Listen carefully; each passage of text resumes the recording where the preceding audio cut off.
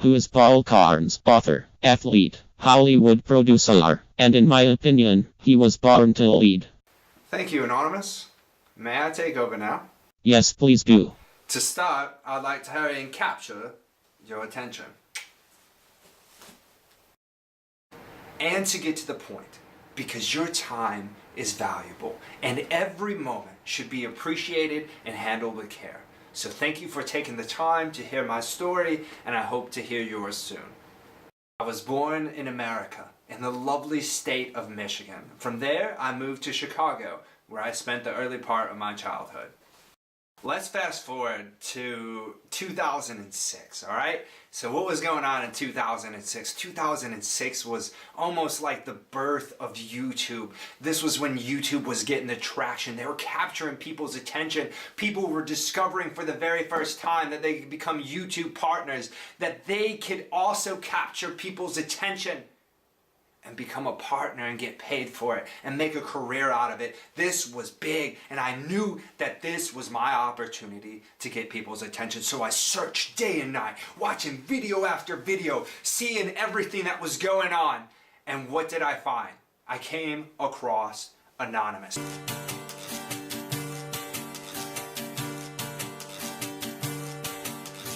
Oh, wow. Anonymous. This was a huge point in my life. This was a huge point, I think, in the YouTube. This was just a huge point in general. Anonymous was a very, very different creature than they are today, all right? The Anonymous that we saw before, they were picking on random innocent people. Maybe someone was fat. Maybe they were talking a little bit different. Maybe they were just gay, black, transgender, you know, maybe they were just not in the majority. So then Anonymous would pick on these people, and nobody was standing up to them. Nobody is nobody. There wasn't a single person until I came along, and then I was like, oh, ho, ho, look at you guys. You guys have met someone that can actually challenge you. So I did. I challenged them in what is called the War on Anonymous. Alright, so I led the War on Anonymous, and we said, hey, alright, we're going to lead the War on Anonymous. And indeed, that is what happened. And boy, that was interesting. Shot straight to the top of YouTube. Got a lot of people's attention. Yeah, got their attention too. They took a lot of that hate and just focused it right on to me. Even was called the leader of Anonymous at one point in time. Some people still do.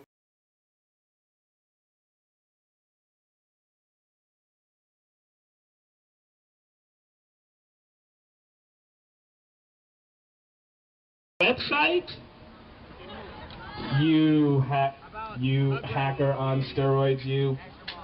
I told you, I'm going to the cherry blossom. But yes, we all thank Paul Fetch for his continued support, his antagonistic antics on YouTube that drive Anonymous forward.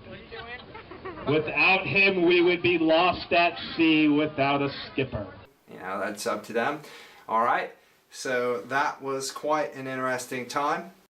So what did I do in the War on Anonymous? I put together a group of spies, and we infiltrated Anonymous. We went inside, we saw everything that they were doing, we looked at it, and we found ways to make them better. And indeed, we did make them better. And they are better today, so am I. The War on Anonymous is over. You know, we're at peace, which is good, because Anonymous can be quite an animal if you're at war with them. I'm going to show you, so you better watch yourself on that one. We are Legion! We are Legion! After Anonymous, I moved to Boston to pursue my dreams at Harvard with the little nudge, I guess you could say nudge, from my friend who was going to the Coast Guard Academy at the time in Connecticut. And I thought like that would be a very good move for me, and that would be a way, because I had a friend in the area. Connecticut isn't that far from Massachusetts, and it was a great opportunity to go up there and pursue my dreams. While I was in Boston, Anonymous told me about Occupy Wall Street, alright, several months in advance before the thing even got there. I didn't quite believe that it was going to actually happen, and when it did, when it hit the streets of New York City, And on Wall Street, I was completely shocked, and also I wanted to get down there on the ground floor. It came to Boston. The opportunity came to Boston, and I was there. I got on the ground floor. I went to the camp. You know, why would you even do that? You know, a lot of people don't even understand, like, you know, what it was. It, you know, it wasn't just about finances. It was just about things not necessarily being right for everybody, and things that weren't necessarily being equal, and, you know, in a lot of different ways people were being mistreated. And, you know, it was a movement for a lot of different things. And I went there and I helped out in the movement. I moved up to a leadership role very easily by just helping out all the different groups. I met a lot of wonderful people, veterans who had been homeless. I met you know, just people that had very unique stories, and they came from all different backgrounds. You know, some people had homes, some people didn't. Some people just, you know, just wanted to be there and help. And it was like myself. I had a place to stay. I had a place to live. You know, I would sometimes take people from the camp and bring them back to my place so they can have a nice warm shower. And then I would go and camp out there at night. We want every color, every culture, every civilization, every class, every sexual orientation, every religion, and we love our atheistic and agnostic brothers and sisters. But we here together, we all together. Thank you, my dear sister Donna. Thank you, brother Paul. Thank you, brother Sean. And your first name is, my dear sister Keisha. Give it up for the young folks. Occupy Boston. Occupy Boston. Woo! Let the word go forth here and now that something is happening in Boston, something's happening in New York, it's happening in Los Angeles, it's happening in Chicago, it's happening in Detroit, it's happening in McAllen, it's happening in towns we don't even know the name of. Give it up for the Democratic awakening. The Democratic awakening. And anytime those great Sly Stone call everyday people. Everyday people have a dignity. Everyday people have a sanctity. And anytime everyday people straighten their backs up, they're going somewhere, because folk can't ride your back unless it's bent. And we decide to straighten our backs up here and occupy Boston. Is that right?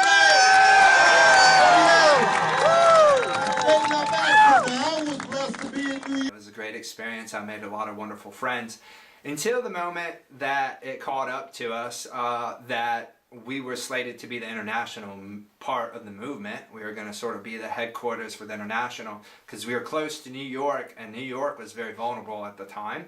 And then they infiltrated the camp. They had some, you know, they had some undercover agents. They were going in there trying to, you know, disrupt things and, you know, break it up. And they got in, and they found out the information. They found out about us, and they found out that, you know, I could have been potentially one of the strongest links in the whole chain, and they needed to get rid of me. So they did, and soon after that, they collapsed the movement, and the people that were responsible for, you know, trying to get rid of me, you know, I ended up suing them in a lawsuit for about $20 million. I ended up settling out of court with them not long after that, because it was never about the money. You know, it was about what we were trying to do, and what we were trying to do is just make the world a better place. And, you know, that's what I felt. Let me go back to Occupy here, because Occupy spread across the entire globe. I mean, pretty much every major city had an Occupy protest in it, all over the world. It was quite something to be a part of. And I want to say this to the people that were involved with Occupy. You know, yeah, Occupy might be dead. All right, I'm just gonna say, yeah, it might be dead. All right, it died. The camps died.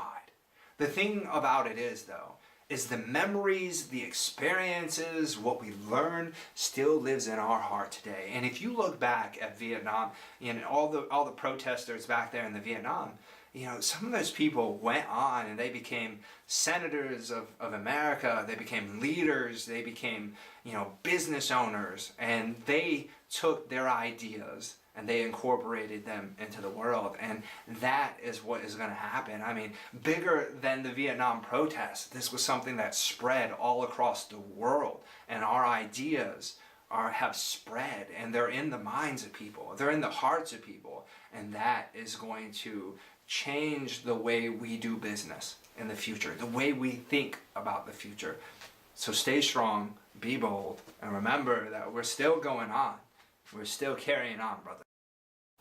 So, after Boston, I went down to Florida. Oh man, I love Florida. What a great group of people there are down there, and beautiful beaches, just beautiful weather. I went down to Florida. I needed an opportunity, so I tried a financial firm. Didn't really like that very much. Then I went to work as sales and marketing coordinator for an international print company. And there I learned a lot of valuable skills, built up a little bit of money, and came up with a brilliant idea that we could,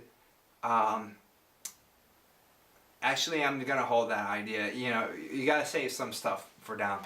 Anyways, came up with a brilliant idea, and I realized that we need to go back to Boston. So I called my lovely friend who works for P&G, what is a great company, and you know, I called him and I told him, you know, we've got to get to work on this. So we set up operations in MIT, out of MIT, and there in MIT we organized a social experiment, a social study with a group of Harvard PhDs.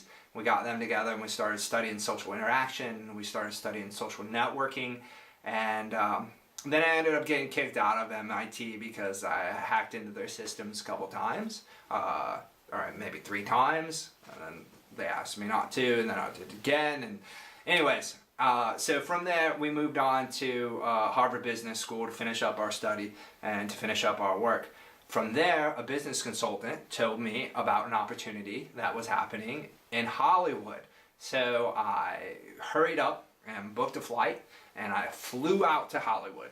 And while I was in Hollywood, I also took a moment to go out to Silicon Valley and make sure that I shouldn't be there. And whenever I went to Silicon Valley and Hollywood, I knew that Hollywood was the place for me. Now that is a beautiful place, beautiful people, lots of opportunity. Absolutely perfect. I mean, just the weather there, the people there, everything was great about Hollywood. I joined up with a production company to bring a new type of entertainment to people, a new way of thinking about entertainment, and that we did. I also had a chance to finish up my new book. It's called Me in Reality. It's more like a brief, and it's a part of the Mask package that you can find at the Mask Hub, which is at maskhub.com. So if you want to get more of the store, if you want to get more information on me, I would highly suggest going ahead and ordering that. The Mask package comes with the brief, it comes with the mask. Hold on one moment. Mask, and it also comes with the brief here, as you see here. Lots of good stuff inside there. And it also comes with $10 off the leading social entertainment network, the Mask Hub. The new show has started.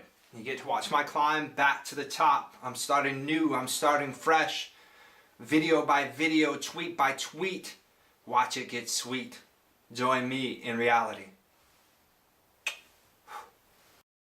Before we go, I'd like to say one more thing.